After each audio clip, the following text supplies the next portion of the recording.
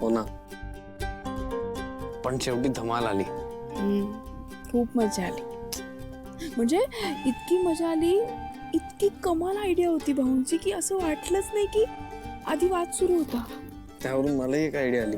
काय? काय आपण असं काहीतरी केलं पाहिजे ज्यांनी यांना सुचणारच नाही की भांडायचंय. बिझी राहतील सगळे. गेम खेळूया. बेस्ट गेम खेळूया. म्हणजे असं करूया की वंदना काकूला, भैयांची आणि उर्मिला काकूला एका टीम मध्ये ठेवूया. म्हणजे त्या झेलप होतील मस्त. आणि त्यांना कळणारच नाही की भांडतोय आपण. खरंय, चांगली आयडिया आहे. तुला सांगू का, आज ना एकदम छान असं हलकं हलकं वाटतंय. आज झोप कमाल लागणार आहे. अशी झोपायचंय. झोपायचंय काय? शिवा, आपण कुठे आलोय, काय माहोल आहे, काय जागा आहे, आणि तुला झोपायचंय. आपण अशा ठिकाणी आधी आलोय अगं, नाही का? हा, पण तिथे केलं ना आपण रोमॅन्स. मग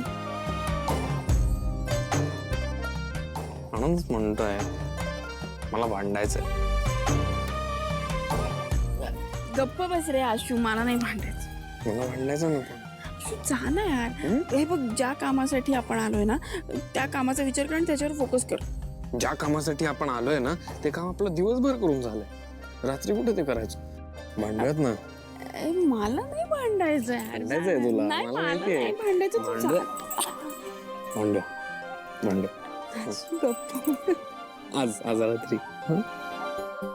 काय मस्त जागा आहे. अरे आशू, नाही भांडायचं, मला झोप येते. झोप? अगं झोपतेस काय? किती बोर जीवा. अरे बोर काय, मला झोप येते. मग झोपूया ना. नको. आशू नको ना, गप्प बस. आशू, नाही ना भांडायचं, गप्प बस. कोणतरी बघेल. काय थोडा वेळ? रात्रभर काही बोललो का? अगं शिवा, ऐक ना, माझा ऐक. तू लाजतीस काय? अगं ते बघ. तू लाजायला वगैरे लागलीस यार शिवा. हा, तू गप्प बस, मला सांग. गं वेडा शिवा, ऐक ना. ऐक आशू. बापरे आशू.